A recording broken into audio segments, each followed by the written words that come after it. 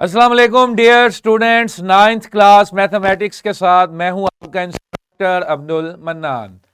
Chapter number 3 sets and relations हमने start किया और इसका पहला एसेलो था describe mathematics as study of structure, relation and pattern. हमने इसमें कई इंटरेस्टिंग विजुअल्स देखे। हमने लेक्चर को एसेलो को स्टार्ट ही वहीं से किया।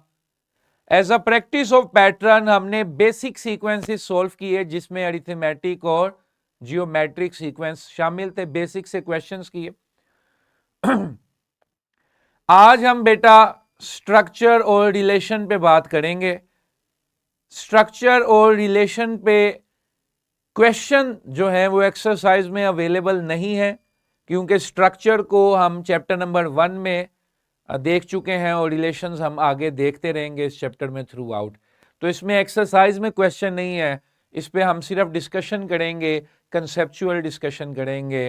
तमाम students alert and active. Structure, mathematically structure क्या है?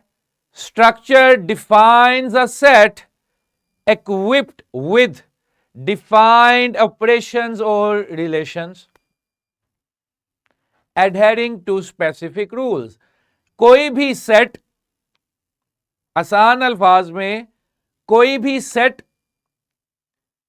जो एक स्पेसिफिक रूल्स या ऑपरेशंस के तहत चेक एंड बैलेंस होता है या उस पर वो अप्लाई होते हैं, वो एक स्ट्रक्चर बन जाता है।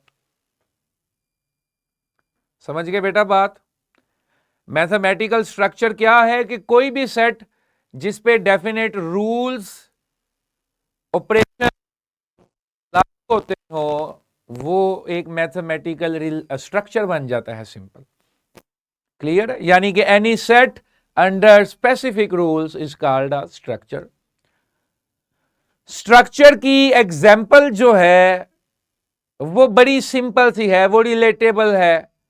आप सबको याद होगा chapter number 1 real number system, वहां पर हमने प्रॉपर्टीज ऑफ रियल नंबर्स देखी थी जिसमें हमारे पास था closure property, associative property, identity element, inverse element. याद है सबको? चैप्टर नंबर 1 में ये प्रॉपर्टीज हम देख चुके हैं। आज हम एक सेट लेते हैं इंटीजर्स का। कौन से इंटीजर्स? अभी जनरल बात करते हैं, सारे इंटीजर्स। ठीक है जी, नेगेटिव इंटीजर्स भी शामिल हैं, जीरो भी है और पॉजिटिव इंटीजर्स भी शामिल हैं। और मैं इसे अंडर एडिशन ऑब्जर्व करने लगा हूं बेटा। इंटीजर्स का सेट उठाया, उस सेट को एडिशन के ऑपरेशन में मैं ऑब्जर्व करने लगा हूं और डिफरेंट प्रॉपर्टीज उस पर मैं देखूंगा जो चैप्टर नंबर 1 में हम पढ़ चुके हैं। Closure, associative, identity element and inverse element. Commutative भी पढ़ी थी, डिस्ट्रीब्यूटिव भी पढ़ी थी।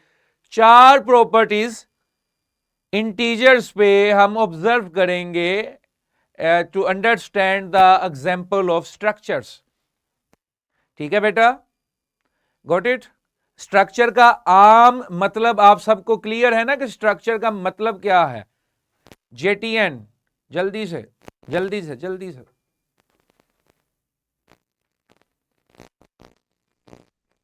बोलो बेटा। सर, वालेकुम अस्सलाम। हम बोलो। इसे सिर्फ इंटीजर्स पे ही ऑब्जर्व कर नहीं सकते नहीं, हैं। हम किसी पे भी ऑब्जर्व कर सकते हैं। फॉर सेक ऑफ एग्जाम्पल हमने इंटीजर्स लिया है, आप इसे किसी पे भी ऑब्जर्व कर सकते हैं। फातिमा कैंपस, बोलो बेटा जल्दी से बेटा, ताकि लेक्चर हम कैरी करें, टाइम फ्रूटफुली यूज हो सके। बोलो बेटा। फातिमा कैंपस, चलें जी आगे चलते हैं। तो आप कोई भी सेट ले सकते हैं। फॉर सेक ऑफ एग्जाम्पल मैं इसे इंटीजर्स पे ऑब्जर्व कर रहा हूं। Got it? सबसे पहले हम क्लोजर प्रॉपर्टी की बात करते हैं। हमने चैप्टर नंबर 1 में सीखा था कि क्लोजर प्रॉपर्टी का मतलब होता है क्लोज्ड, और मैंने इसको समझाया था कि जब अंदर की बात अंदर ही रहे, यानी कि जिस सेट से इनपुट का ताल्लुक है उसी सेट से अगर आउटपुट का भी ताल्लुक है, डब्बे के अंदर ही इनपुट मौजूद है, डब्बे के अंदर ही आउटपुट मौजूद है, तो ऐसे सेट को हम कहते हैं क्लोज्ड, यानी कि इस पे क्लोजर प्रॉपर्टी फॉलो होती है। Input and output should belongs to a same set, तो इसे हम कहते हैं क्लोजर प्रॉपर्टी फॉलो हो रही है। अब मुझे बताइए, एक इंटीजर में दूसरा इंटीजर अगर ऐड करते हैं तो क्या रिजल्ट इंटीजर नहीं आता? इंटीजर ही तो आता है कि नहीं? 5 + 7 क्या आया? 12। क्या 12 एक इंटीजर नहीं है? -2 + 3, -2 + 3 क्या आया? 0। क्या 0 एक इंटीजर नहीं है? तो क्लोजर प्रॉपर्टी तो बड़ी सिंपली होल्ड करती है कि एक इंटीजर में अगर दूसरा इंटीजर ऐड कर दोगे तो रिजल्ट हमेशा इंटीजर ही आएगा। बटे के बगैर वाले नंबर हैं, बटे के बगैर वाले नंबरों में ऐड हो रहे हैं, तो रिजल्ट हमेशा विदाउट फ्रैक्शन ही आएगा, बटे के बगैर ही आएगा, यानी इंटीजर आएगा। Got it? तो क्लोजर प्रॉपर्टी फॉलो हो रही है, वेरी सिंपली। नेक्स्ट है बेटा एसोसिएटिविटी। एसोसिएटिविटी के लिए हमने चैप्टर नंबर 1 में भी देखा कि जब भी एसोसिएटिव या डिस्ट्रीब्यूटिव का जिक्र आता है तो 3 एलिमेंट्स होने चाहिए। एसोसिएटिव या डिस्ट्रीब्यूटिव में बेटा 3 एलिमेंट्स होने चाहिए। एसोसिएटिव में सेम ऑपरेशन के साथ 3 एलिमेंट होने चाहिए, और डिस्ट्रीब्यूटिव में 2 ऑपरेशंस के साथ 3 एलिमेंट्स होने चाहिए। तो मैंने 3 एलिमेंट्स ले लिए, 1 2 3, 1 2 3। इन एलिमेंट्स को मैं ऐड कर रहा हूं बट इन डिफरेंट ऑर्डर। एक दफा मैंने ये ब्रैकेट लगा दी और उधर मैंने वो ब्रैकेट लगा दी। अब 1 + 2 3, 2 + 3 5, 6 is equal to 6। Got it? यानी कि अगर मैं रैंडम इंटीजर्स उठाता हूं और रैंडम इंटीजर्स पे एसोसिएटिविटी चेक करता हूं तो वो भी होल्ड करती है। यानी कि 3 एलिमेंट्स में ऑर्डर ऑफ ऑपरेशन मैंने चेंज किया एसोसिएटिविटी चेक करने के लिए, तो वो भी होल्ड की। इस तरह इंटीजर्स पे क्लोजर भी फॉलो हो रही है और एसोसिएटिव भी फॉलो हो रही है। गॉट इट बेटा?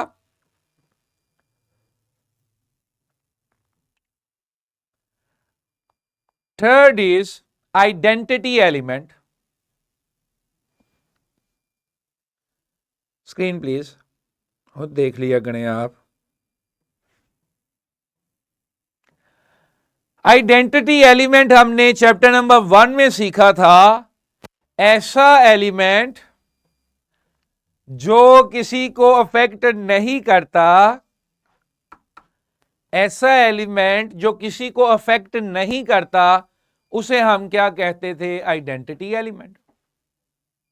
रिमेंबर? अब एडिशन के केस में बेटा कौन सा एलिमेंट किसी पे कोई असर नहीं डालता, किसी को अफेक्ट नहीं करता? कौन सा एलिमेंट है? इशारा करते हैं, कौन सा एलिमेंट है एडिशन के केस में जो किसी को अफेक्ट नहीं करता? 0। Got it? अब क्या इंटीजर्स के सेट में 0 होता है? इंटीजर्स के सेट्स में 0 होता है ना? इसका मतलब है इंटीजर्स में एडिटिव आइडेंटिटी भी अवेलेबल है, आइडेंटिटी एलिमेंट भी प्रेजेंट है। Got it? ठीक है जी। अच्छा, ये जनरल एक एग्जांपल हमने डिस्कस किया है कि a + 0 = a। अच्छा बेटा आगे आ जाइए इनवर्स एलिमेंट पे। इनवर्स एलिमेंट पे कैमरा प्लीज। इनवर्स एलिमेंट में चैप्टर नंबर 1 में हमने सीखा था कि अगर दो एलिमेंट्स आपस में लड़ाई करते हैं यानी कि ऑपरेशनलाइज होते हैं and as a result identity element produce होता है। दो एलिमेंट्स आपस में ऑपरेशनलाइज हुए यानी कि ऐड हुए इस केस में, और रिजल्ट अगर आइडेंटिटी एलिमेंट आ जाए तो वो दोनों एलिमेंट्स एक दूसरे का इनवर्स कहलाएंगे। दो एलिमेंट्स की लड़ाई में अगर 0 आ जाता है रिजल्ट, तो वो दोनों एलिमेंट्स जो लड़ रहे थे वो एक दूसरे का क्या थे? इनवर्स थे। गॉट इट बेटा? दो एलिमेंट्स अगर आपस में ऑपरेशनलाइज होते हैं यानी कि ऐड हुए या मल्टीप्लाई हुए एंड एज अ रिजल्ट 0 आ जाए, तो वो दो एलिमेंट्स जो लड़ रहे थे, जो ऑपरेशनलाइज हो रहे थे, वो एक दूसरे का क्या होंगे? इनवर्स। अब मुझे बताइए बेटा 3 प्लस माइनस 3 क्या आ रहा है? 3 प्लस माइनस 3 क्या आएगा? इशारा कर दें 0। 0 is an identity. 0 is an identity. तो 3 plus minus 3 is equal to 0। Identity आ जाती है। आप इसमें ऐसे भी कह सकते हैं for every element you select in integers, integers में से कोई भी एलिमेंट आप सेलेक्ट करें, it has the additive inverse, यानी कि उसका उल्ट मौजूद है। +3 का उल्ट -3, -3 का उल्ट +3, 7 का उल्ट -7, -7 का उल्ट 7। अब सवाल यह है कि 0 का इनवर्स क्या होता है? कोई मुझे बताएगा? जिसे जवाब पता है सिर्फ वो हाथ खड़ा करे और बोले what is the inverse of 0, additive inverse of 0। Al Saeed boys, Al Saeed boys, unmute them. बोले बेटा 0 का इनवर्स क्या है? 0। वाई? हाउ? 0 में तो पॉजिटिव नेगेटिव का कंसेप्ट ही नहीं है, तो 0 का इनवर्स 0 कैसे है? अभी हमने लॉजिक डिस्कस किया है। शाबाश। सेंट्रल शाहजहां,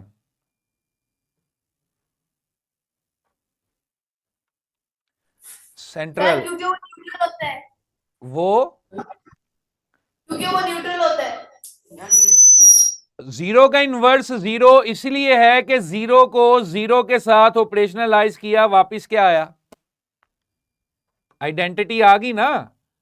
इनवर्स की जो डेफिनेशन है वो यही है, वो तो हम आम फहम में आसानी के लिए ऑपोजिट ढूंढते हैं, उल्ट ढूंढते हैं, लेकिन इनवर्स की डेफिनेशन क्या है कि दो एलिमेंट्स आपस में हो और रिजल्ट आइडेंटिटी आ जाए। तो 0 किसके साथ होके 0 बनाएगा?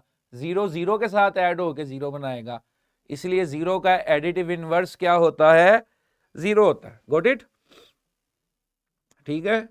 किसी का चार प्रॉपर्टीज में से कोई क्वेश्चन है तो वो पूछे, प्रॉपर्टीज में से कोई क्वेश्चन है तो पूछें। फातिमा कैंपस जी बेटा बोले,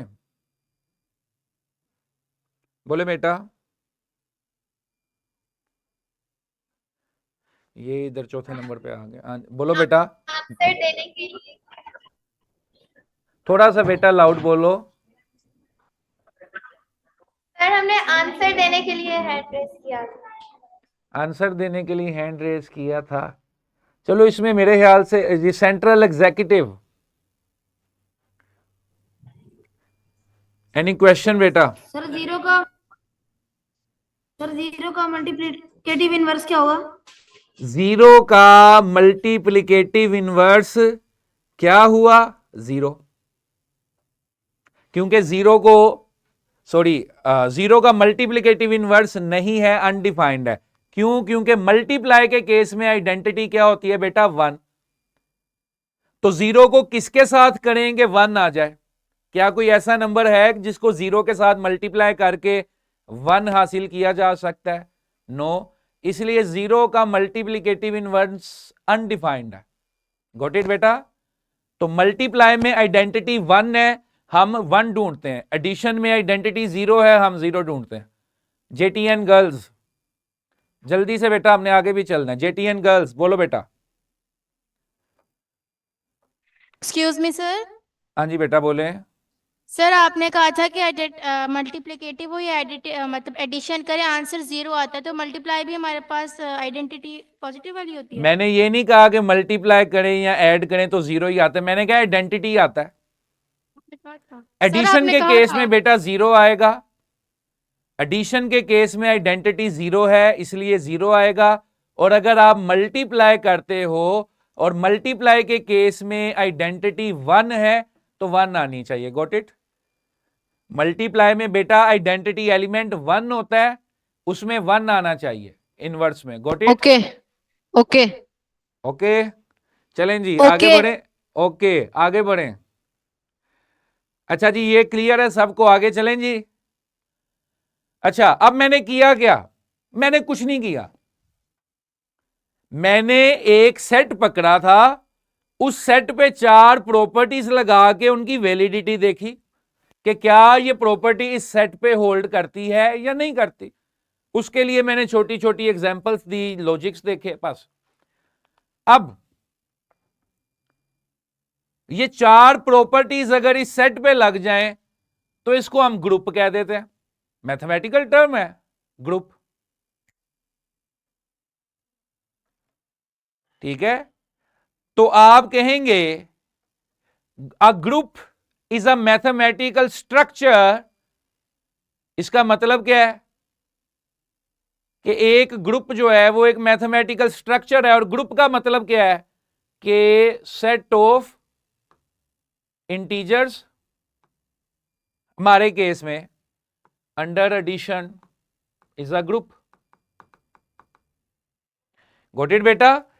जो हमने एग्जांपल की है उसके अंदर ग्रुप क्या है?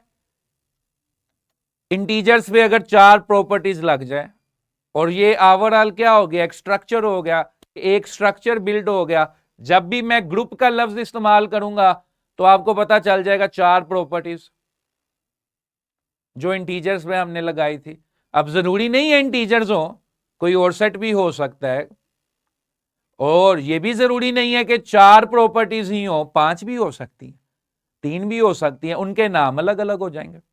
तो स्ट्रक्चर का मतलब हमने सिर्फ देखना था कि a structure is a set under some definite rules, operations और प्रॉपर्टीज। Got it? ठीक है बेटा? इसकी प्रैक्टिस के लिए क्वेश्चंस अवेलेबल नहीं है, वर्कशीट अवेलेबल है। किताब के अंदर एक्सरसाइज में सवाल मौजूद नहीं है, क्योंकि यही सारी चीजें तो हम चैप्टर नंबर 1 में देख के आए हैं। लेकिन आपकी वर्कशीट में एमसीक्यूज भी हैं और छोटे छोटे प्रैक्टिस क्वेश्चंस भी हैं, वो आपने एज अ होमवर्क देखने। Got it? चलो बेटा आगे चलते हैं, टाइम कम है। सेंट्रल एग्जीक्यूटिव क्वेश्चन है बेटा, बोलो।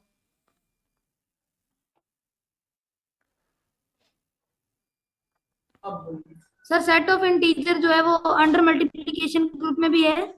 अंडर मल्टीप्लिकेशन इंटीजर्स ग्रुप नहीं है, क्योंकि उनमें इनवर्स एलिमेंट का मसला है। मल्टीप्लाई का इनवर्स जो है वो -2 का -1/2 होना चाहिए। तो इंटीजर्स में बटे वाले नंबर नहीं है, जिसकी वजह से इंटीजर्स में मल्टीप्लिकेटिव इनवर्स का मसला है और वो ग्रुप नहीं है। क्लियर? ठीक है?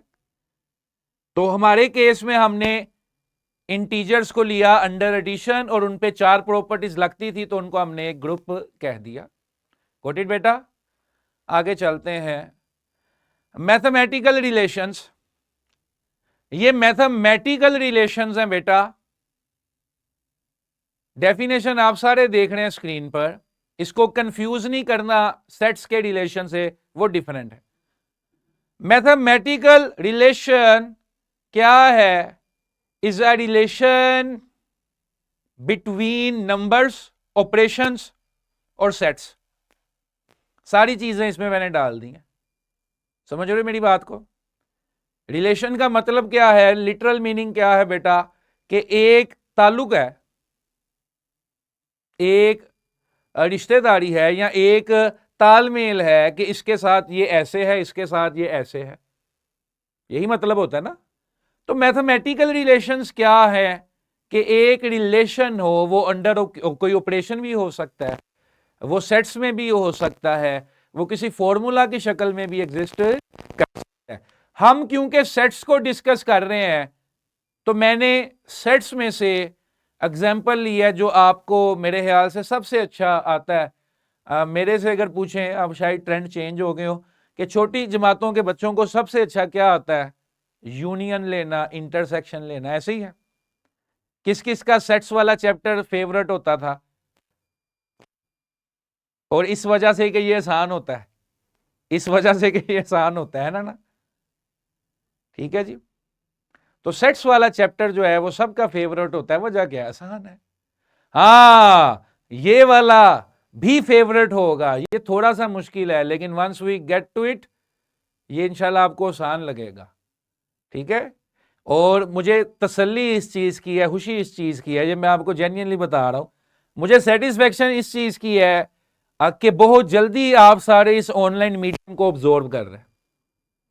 यानी कि आपको क्वेश्चन करना भी आ रहा है, उसमें पार्टिसिपेट करना भी आ रहा है, होमवर्क का भी पेस बन रहा है। ये सबसे बड़ी कामयाबी ये है। ठीक है जी। अच्छा, मैंने बेटा एग्जांपल लिया यूनियन और इंटरसेक्शन की। Screen please. यूनियन और इंटरसेक्शन की एग्जांपल मैंने लिया है। इंटरसेक्शन का मतलब क्या होता है? The elements that are common to both sets. Intersection में हम यही तो करते हैं कि वो एलिमेंट्स लिखते हैं बेटा जो दोनों से ताल्लुक रखते हो। ऐसे ही है। तो इंटरसेक्शन का ऑपरेशन क्या कर रहा है? इंटरसेक्शन का ऑपरेशन उन एलिमेंट्स को रिलेट कर रहा है जो दोनों में है। और यूनियन का ऑपरेशन क्या कर रहा है बेटा? यूनियन जब लेते हो तो क्या करते हो? इसके भी सारे एलिमेंट शामिल कर लो, इसके भी सारे एलिमेंट शामिल कर लो, जो दो दफा उनको एक दफा लिख लो। ऐसे ही है। यानी कि gathering all the elements without repetition, कोई रिपीट नहीं होना चाहिए एलिमेंट। Got it? ठीक है।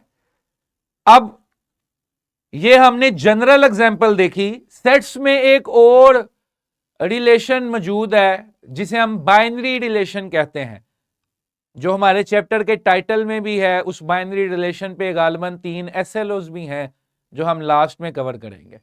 तो अभी हमने मैथमेटिकल रिलेशन अंडरस्टैंड किया, note binary relation. Binary relation नहीं किया, mathematical relation. How values can be related, how sets can be related, how some numbers can be related to some shapes or some formulas, anything else.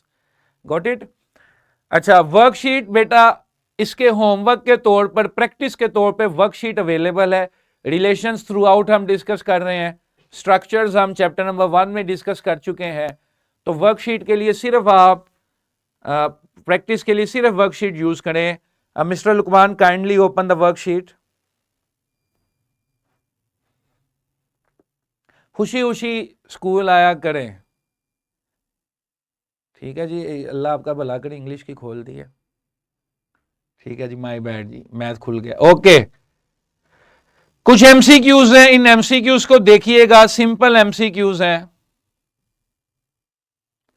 अच्छा, मैं सिर्फ एक point discuss करने के लिए MCQ number 5 को देख रहे हैं सारे बच्चे। एमसीक्यू नंबर 5 देखो बेटा।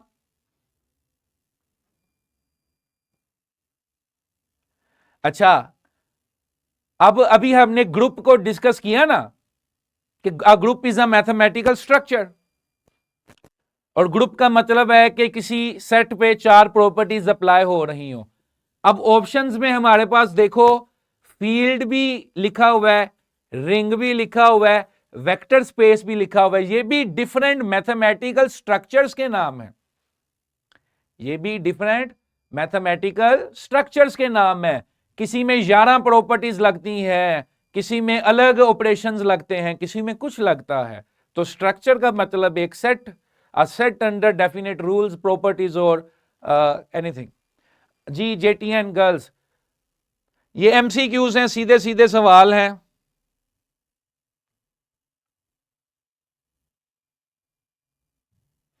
आप बोलिए जेटीएन गर्ल्स, बोलो बेटा। सर बस आपको आंसर करना था, वो बस हो गया। ओके बेटा, बहुत शुक्रिया। ठीक है जी। जेटीएन शाहजहां, सॉरी सेंट्रल शाहजहां।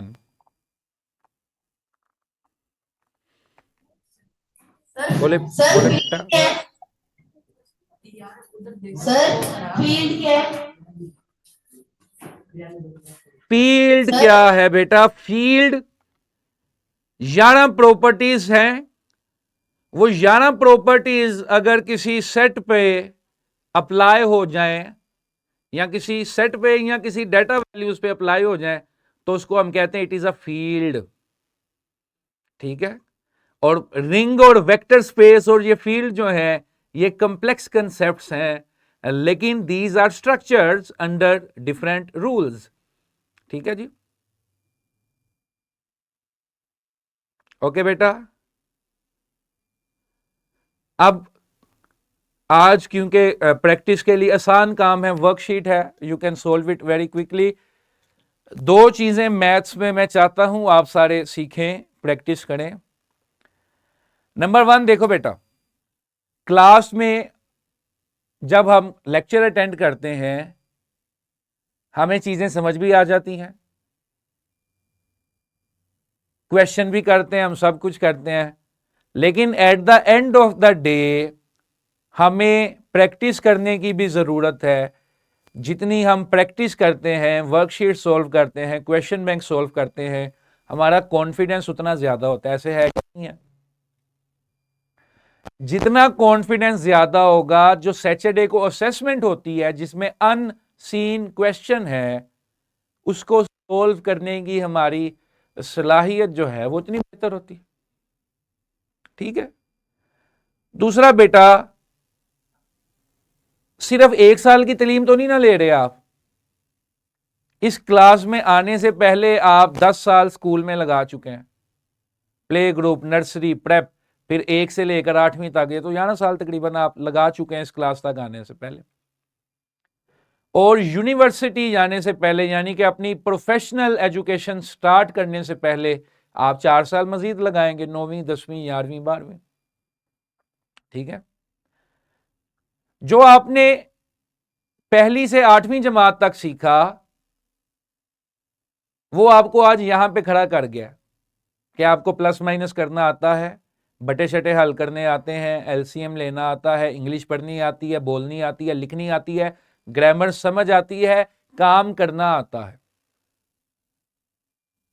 काफी बच्चे 8वीं तक जिम्मेदार भी हो जाते हैं, उनको पता चल जाता है हमारा काम है, हमने ही करना है, आज भी हमने करना है, कल भी हम नहीं करना।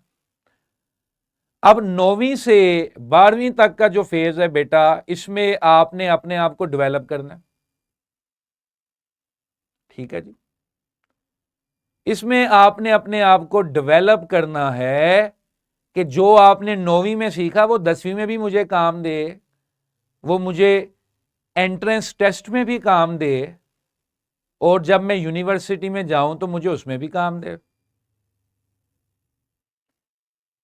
अनसीन टेस्ट लेने की सबसे बड़ी वजह यही है। अगर किताबों के ही सवाल बार बार प्रैक्टिस करके वही सवाल मैंने टेस्ट में पूछने हैं, वही सवाल मैंने पेपर में पूछने हैं, तो उससे हटके अगर कुछ भी आ जाएगा तो आप सोच में पड़ जाएंगे। टीचर्स इससे एग्री करेंगे। 9th क्लास मैथ्स का फर्स्ट चैप्टर जो पुराना कुरिकुलम है उसमें मैट्रिसेस का होता था। In new curriculum matrices have been placed in 10th class. लेकिन मुझे बताएं तमाम टीचर्स, मैट्रिसेस में क्या डिटर्मिनेंट की साइंस हर बच्चे को नहीं पता होती है, ऐसे करना है ऐसे करना है, सबको पता है। लेकिन उसी क्वेश्चन में आप फ्रैक्शंस डाल के दे दें, वो बच्चा वहीं पर सोचने लग जाएगा। ठीक है, कोई फ्रैक्शंस में से बाहर निकल जाएगा, वैल्यूज लगा भी लेगा, तो जब सिंप्लीफाई करके रिजल्ट लिखना होगा एन मुमकिन है वहां पे गलती कर दे। तो इस स्टेज में नहीं फंसना हमने ये छोटी छोटी कैलकुलेशंस में नहीं घबराना, इनको बोदर नहीं करना, इनको सर पे सवार नहीं करना।